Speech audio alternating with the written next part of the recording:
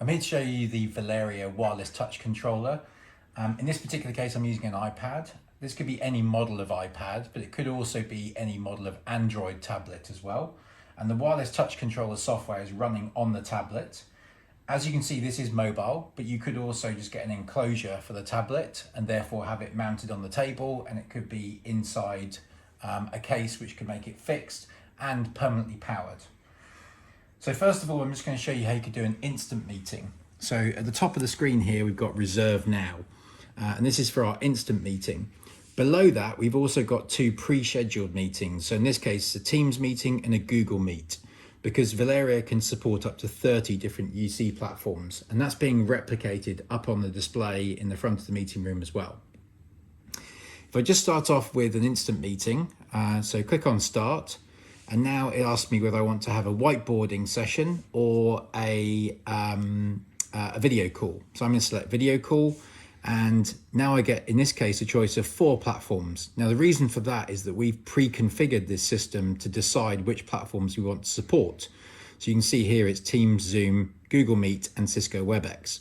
I'm going to choose Teams because we've actually linked that to our Active Directory. So if I now click on the search box at the top, I get the tablet keyboard, or you could have a separate keyboard, that allow you to then choose from your directory the users. And just by typing in the first 3 letters, I get a choice of choosing to invite John Vicarage or Liam Johnson. I'm going to invite John to this meeting.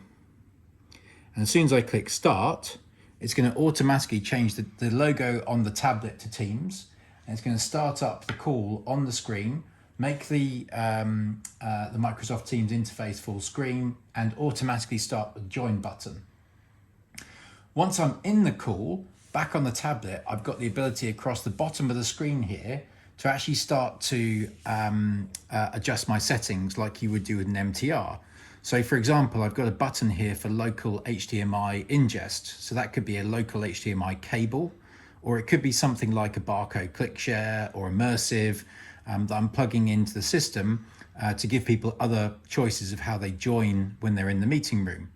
I've also got the camera control, so I can turn the camera for the system on and off. Okay, so if I click in camera, it turns the camera off on the Teams call, and then by clicking camera again, it turns it back on. And the same is true of the audio. So we've got a Nareva HDL 300 at the top here. So when I click on the audio, it mutes the microphone, and I can adjust the speaker level as well, and then click on the button again and it unmutes the audio.